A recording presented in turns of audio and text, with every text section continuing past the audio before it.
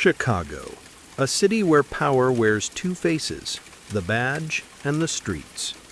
One night, a black man sits outside a café with nothing more than coffee in one hand and car keys in the other. But to one white cop, that was enough to call it a weapon, enough to threaten an arrest, enough to demand $5,000 for freedom. What began as intimidation turned into humiliation, because when the cop thought he was in control, a single note changed everything. A note that said, "Call home." And in that moment, the hunter became the hunted. The city was barely awake. Outside the cafeteria, buses hissed to the curb, spilling workers into the streets of Chicago. Steam rose from the grates, mingling with the chill off Lake Michigan.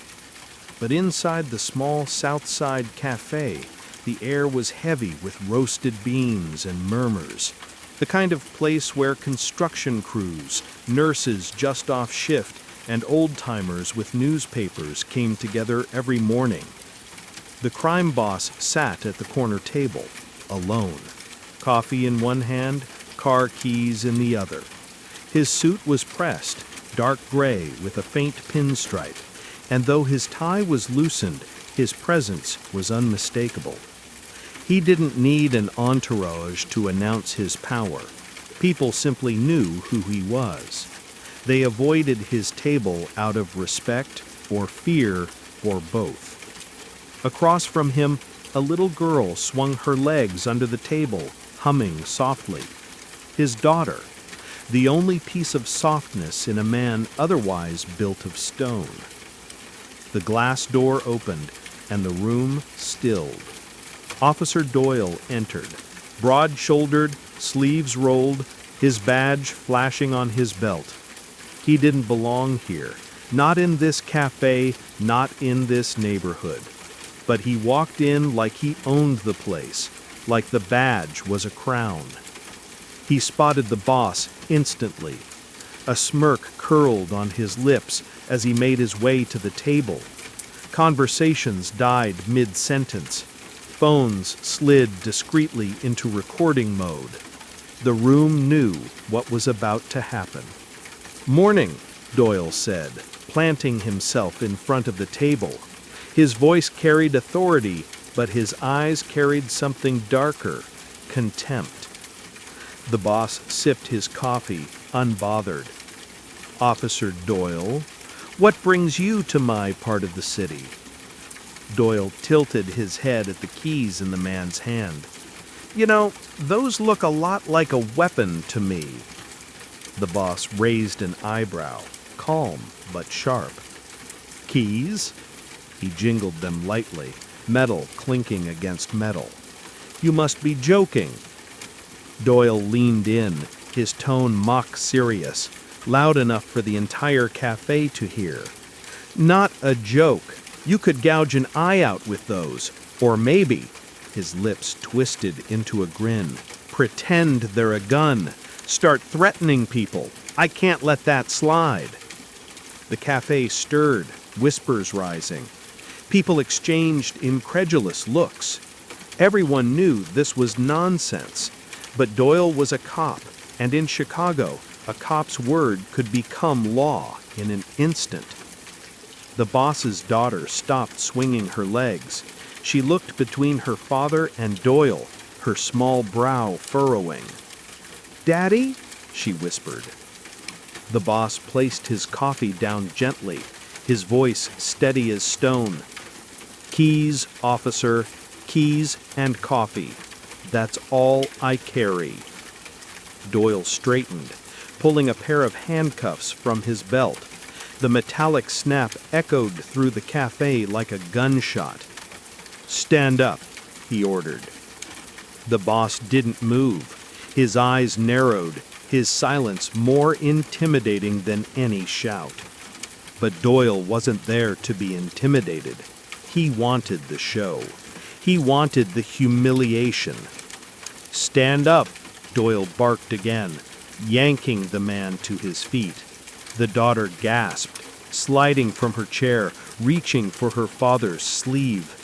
The crowd's murmurs rose, phones now openly recording. Doyle shoved the boss against the wall, patting him down roughly. Wallet, a handkerchief, nothing.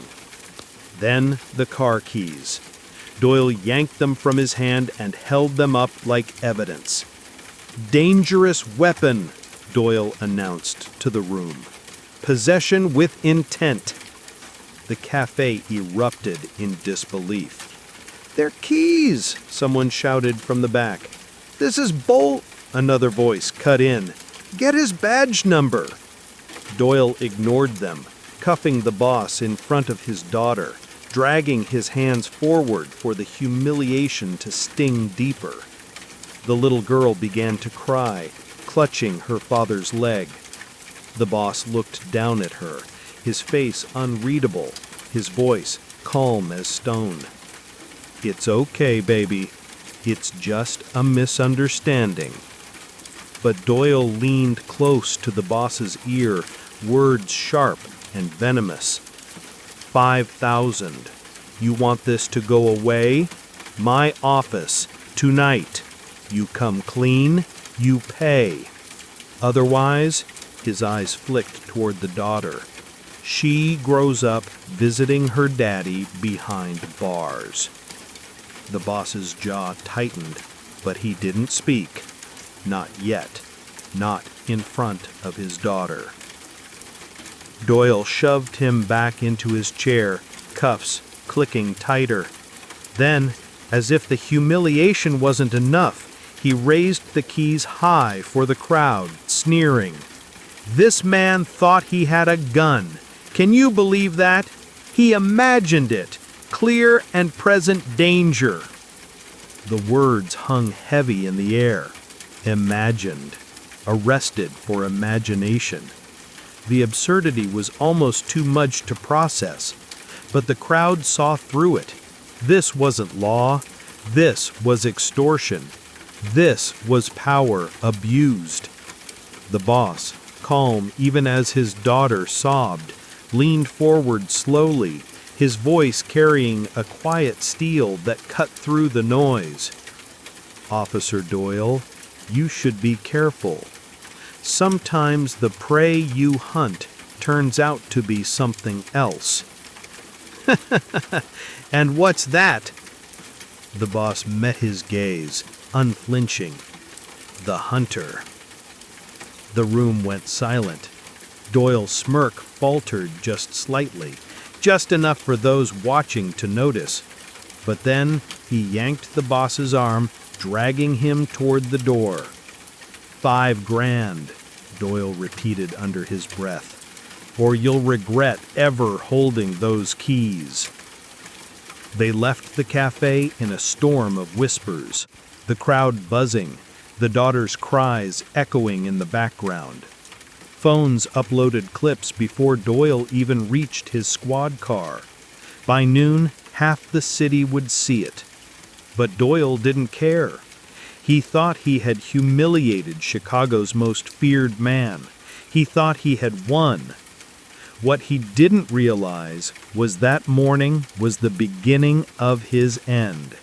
Because that night, when the boss walked into Doyle's office, it wasn't money he carried in his hand. It was something far more dangerous. Doyle's office reeked of arrogance. It wasn't large, just a cramped room at the back of the precinct, cluttered with folders, a crooked American flag on the wall, and a desk too polished for a cop who claimed to be drowning in paperwork. But Doyle made it his throne. The badge on the wall, the bottle of cheap bourbon tucked in his drawer, the half-crushed pack of cigarettes on the desk, every piece whispered of a man who thought rules were written for others. He was leaning back in his chair when the door opened. His boots were crossed on the desk, cigar smoke curling toward the ceiling. He had been waiting all evening, fantasizing about the envelope stuffed with cash that would soon be his. The crime boss entered, silent as shadow, his presence filling the small room. He carried an envelope in his hand, crisp and white, and set it down gently on the desk. Doyle's lips spread into a greedy smile. That was fast. Guess humiliation makes a man pay up quicker. The boss didn't reply. He simply slid the envelope closer. Doyle snatched it with the eagerness of a starving dog. He tore it open, expecting the soft crinkle of bills. Instead, a single sheet of paper slipped out, falling into his lap. He frowned, unfolding it. 2 words stared back at him in sharp, deliberate handwriting. Call home. The room tilted. For the first time in years, Doyle's hands trembled. "What the hell is this?" he barked, his voice cracking. The boss finally spoke, calm, deliberate, every syllable cutting like glass. "Call your wife." Doyle's gut twisted. He grabbed his phone, dialing with shaky fingers. The line clicked. Someone answered.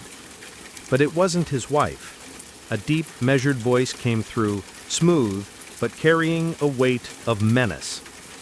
"Officer Doyle, your boss sends his regards." Doyle's throat closed. Who the hell is this?" The voice chuckled softly, but without humor.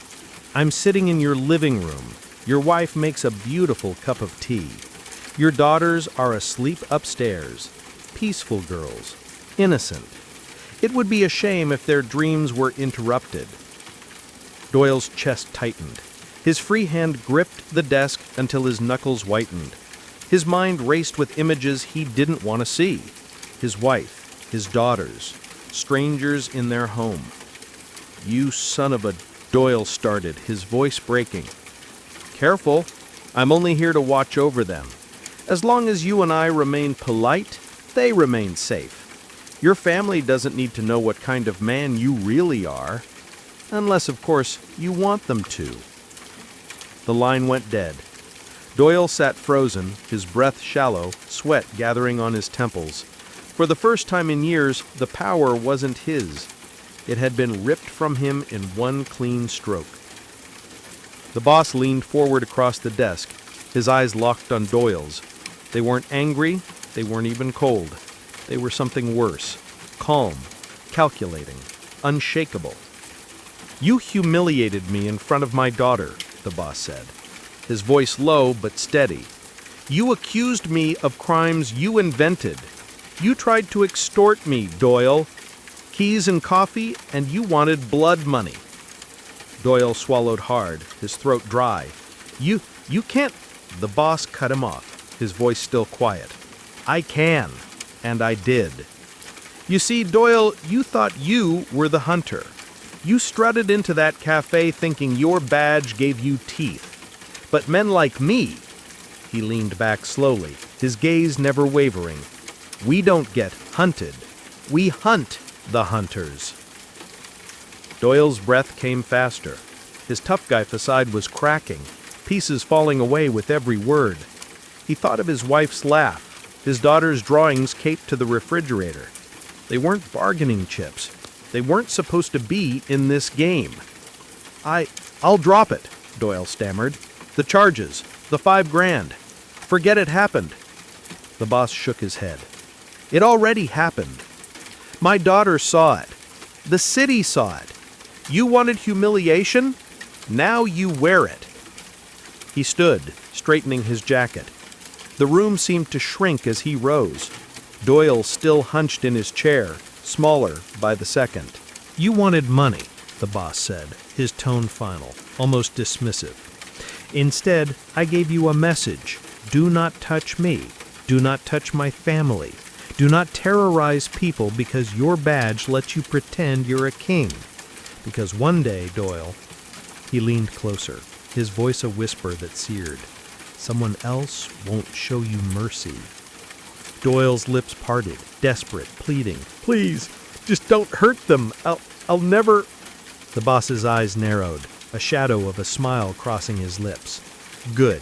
Pray you keep that promise." With that, he turned, walking to the door.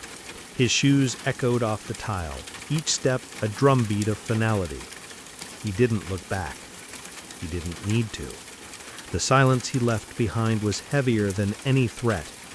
Doyle sat there, collapsed into himself, the note still trembling in his hand. 2 words: call home. His mind replayed the stranger's voice, his wife's laughter, his daughter's innocent faces. The hunter had become the prey, and prey never forgets the feeling of fear. The precinct was loud the next morning, phones ringing, typewriters clattering, voices bouncing off the cracked plaster walls. But inside Doyle's office, it was silent. The blinds were drawn, the air heavy with stale smoke and sweat. Doyle sat hunched over his desk, the note still lying there. Call home. He hadn't slept. Every time he closed his eyes, he saw his wife's face, his daughter's small hands. He had called them 3 times during the night, trying to mask the fear in his voice with casual questions. Everything okay? Doors locked? You hear anything outside? His wife had laughed it off, thinking he was just being overprotective. She didn't know. She couldn't know. But Doyle knew. He was no longer the predator strutting down State Street with a badge and a sneer. He was prey, jittery, second-guessing every shadow. A knock came at the door. He jumped. It was another officer, a younger cop named Harris. "Captain wants you in the briefing room." Doyle tried to steady his voice. "Tell him I'm busy." "Busy with what?" Harris smirked. "Word is you shook down some big guy yesterday at that café. The brass want details." Doyle's blood ran cold. The café, the crowd, the cameras. He had forgotten about the phones pointed at him, recording every second of his little performance. Now it was spreading. The room was packed. Detectives leaned against the walls, officers sat at long tables, the captain at the front with his arms crossed. A projector hummed, and on the wall, grainy footage began to play. There was Doyle, red-faced, pointing at the crime boss, accusing him of using car keys as a weapon. There he was, threatening to cuff a man in front of his child, demanding $5,000. His voice carried across the room like a death sentence. Laughter broke out, harsh, mocking. "Car keys as a weapon? What's next? A coffee mug as a grenade?" one detective jeered. "Look at him," said another. "Bullying a guy in front of his kid. Real hero, Doyle." The captain's expression was stone. "This department has enough eyes on it already. We don't need our men going viral for shaking down civilians. You embarrass this precinct." Doyle sat rigid, face pale, sweat glistening on his temple. His hands twitched, his jaw clenched. He wanted to shout, to defend himself, to claw back even an ounce of respect, but the words wouldn't come. His voice had been stolen along with his power. The captain dismissed him coldly. "Get out of my sight." As he stumbled out, the laughter followed him. The hunter reduced to a joke. Meanwhile, the boss sat at a quiet corner table in a diner a few blocks away. His daughter ate pancakes across from him, syrup dripping down her chin. She giggled, carefree, pointing out shapes in the clouds through the window. He watched her, calm. The world outside roared with corruption and violence, but here, at this table, there was peace. And that peace was worth protecting. A young man slid into the booth beside him, a soldier from his crew. He leaned close, speaking in a low voice. The cop's unraveling. Word on the street is he's a laughingstock now. Nobody's taking him serious. The boss nodded once. "Good. What do we do with him?" the soldier asked. The boss cut another piece of pancake for his daughter before replying, "Nothing. Fear already did the work. Let him drown in it." His daughter looked up, syrup on her lips. "Daddy?" "Yes, sweetheart." "Why was that man at the cafe yesterday so mean?" The boss paused, then smiled gently. "Because some people mistake cruelty for strength. But strength isn't about hurting others, it's about protecting what matters." She thought about it for a moment, then nodded, satisfied. The boss sipped his coffee, eyes narrowing slightly as he looked out the window. The city was full of men like Doyle, loud, greedy, cruel. But every now and then, one of them needed to be reminded that not all prey is helpless. Doyle couldn't let it go. That night, he stormed back to his office, half drunk, clutching the note in his fist. He told himself he would fight back, that he would restore his power. But deep down, he knew he was only chasing ghosts. The boss was waiting for him. He sat in Doyle's chair, calm, as if he owned the room. The shadows stretched long across the floor, the only light a dim lamp on the desk. Doyle froze in the doorway. His mouth went dry. "You..." His voice cracked. "How the hell did you get in here?" The boss didn't move. Doors open easily when fear leaves them unlocked. Doyle swallowed hard. "If you touch my family..." "They're safe," the boss said evenly. "Safer than they'll ever be with a man like you pretending to protect them." Doyle's shoulders sagged, the fight drained from him. His knees nearly buckled. He wasn't the law anymore. He wasn't the hunter. He was just a man caught in a web too strong to escape. The boss stood, stepping close until they were inches apart. Doyle could smell his cologne, steady and sharp. "I don't need your money," he said. "I don't need your life. What I need is for you to remember. Every time you try to terrorize another man because of his skin, his silence, his supposed weakness, remember this night. Remember the note. Remember how it felt when the world turned on you."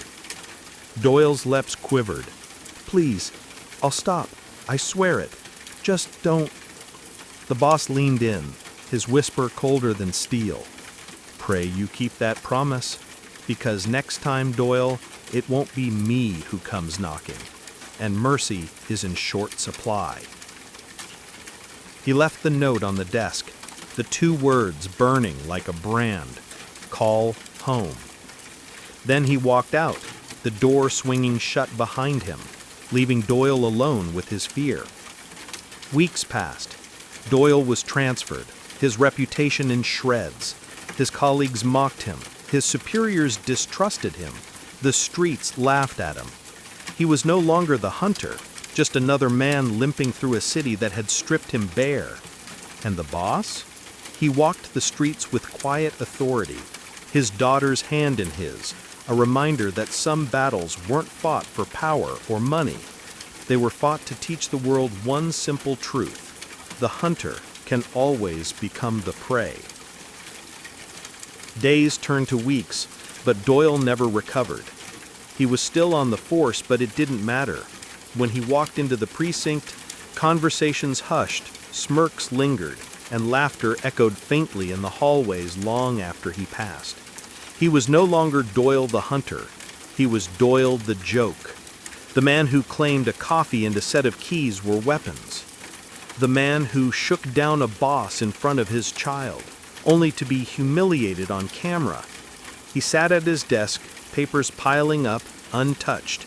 His hands trembled every time the phone rang.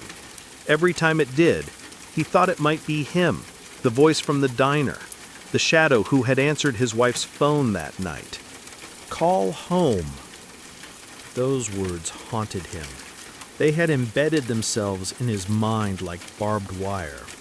His wife noticed. At night, Doyle would double lock the doors, then get up again to check them, 3, 4 times. He kept a pistol under his pillow, waking in a cold sweat at the sound of cars outside. His wife reached for him one night. "Frank, what's happening to you? You're different." He stared at her, hollow-eyed. "You wouldn't understand." She frowned. "Try me." But he couldn't. He couldn't tell her that the man he'd tried to humiliate had shown him just how fragile his world was. He couldn't admit that he, the one who once wielded fear like a weapon, now lived in its shadow. And so he said nothing. The silence grew. His daughters watched him with wary eyes. Once they had run to him when he came home. Now they lingered in doorways, whispering behind their hands. The hunter was a ghost in his own house. Across the city, The black boss thrived in quiet. He didn't boast, didn't spread the story, didn't rub salt in the wound. He didn't need to. Chicago whispered on its own. Word spread through the streets, through the neighborhoods, through the back rooms of bars and the booths of diners. Everyone knew what had happened in that cafe. Everyone knew about the note, the phone call, the family. He had turned a badge into a leash without firing a bullet. The boss carried on with his business. He walked with his daughter, met with his crew, shook hands with businessmen who once feared him but now respected him. His reputation wasn't just power, it was precision. One of his men asked him over coffee, "Why didn't you finish Doyle? Why let him live?" The boss stirred his cup slowly, because sometimes killing a man frees him, but breaking him, that makes him live with what he's done. The soldier nodded, silent. He understood now. The real power wasn't in violence. It was in turning fear back on those who dealt it out carelessly. For Doyle, the humiliation deepened. One night he walked into a bar he'd once ruled over. Before, men would have stood straighter when he entered, lowering their voices. But now they laughed openly, eyes flicking toward him with cruel amusement. "Hey, Doyle," one jeered, holding up a set of keys and jingling them in the air. "Better watch out, I might be armed." Laughter erupted. Doyle's face turned red, his fists trembling. He wanted to smash the man's face into the counter, to remind them all who he was, but he didn't move. He couldn't, because beneath the rage was something worse. Fear. Fear that the boss was watching. Fear that if he lashed out, someone would tell. And then, maybe, just maybe, another note would arrive. He left the bar in silence, the laughter chasing him into the night. 2 months after the cafe incident, Doyle finally broke. He showed up outside a restaurant where the boss was dining. He waited until the man came out, his daughter skipping at his side. His hands shook as he approached, sweat dripping down his collar despite the cold air. The boss noticed him immediately, but didn't flinch. He sent his daughter inside with one of his men, then stood calmly, facing Doyle. "What do you want?" the boss asked. Doyle's voice cracked. I'm sorry. I went too far. I lost control." The boss said nothing. His silence was worse than anger. I can't sleep. I can't think. Every time I close my eyes, I see that note. I hear that voice on the phone. Please, please just end this." The boss stepped closer, his presence towering, though he never raised his voice. "End this? Doyle, it ended the moment you put your hands on me in front of my child." Doyle's lips quivered. "Then what do you want from me?" The boss leaned in, his voice a whisper sharpened into a blade. "I want you to remember who you tried to break. Every man you harass, every child you humiliate, every family you threatened. You'll think of me, and you'll know mercy is rare. You got it once, you won't get it again." Doyle swallowed, his breath ragged. I swear, never again." The boss's eyes searched his face, steady, unflinching. Then he nodded once and walked away. His daughter's laughter drifted into the night air as he rejoined her inside. Doyle stood frozen on the sidewalk, the weight of his own defeat crushing him. Chicago kept moving. The trains roared, the streets bustled, life pressed forward. But in the quiet corners, in whispered conversations, the story lived on. The cop who tried to shake down a black boss over a cup of coffee and a set of car keys. The man who demanded $5,000 only to end up begging for his family's safety. The hunter who had become the prey. For Doyle, there was no redemption, only survival. He kept his head down, his voice low, his actions restrained. The laughter of his colleagues, the whispers on the street, the silence in his own home, those were the bars of his new prison. For the boss, there was no gloating, only a quiet reminder that sometimes the most powerful strike wasn't the one that ended a life, but the one that rewrote it. He tucked his daughter into bed each night, kissed her forehead, and sat by the window with a cup of coffee, watching the city lights flicker. Strength, he thought, wasn't in what you could take, it was in what you could protect. And in Chicago, the lesson lingered like smoke in the air. The hunter had been broken. The prey had walked away whole.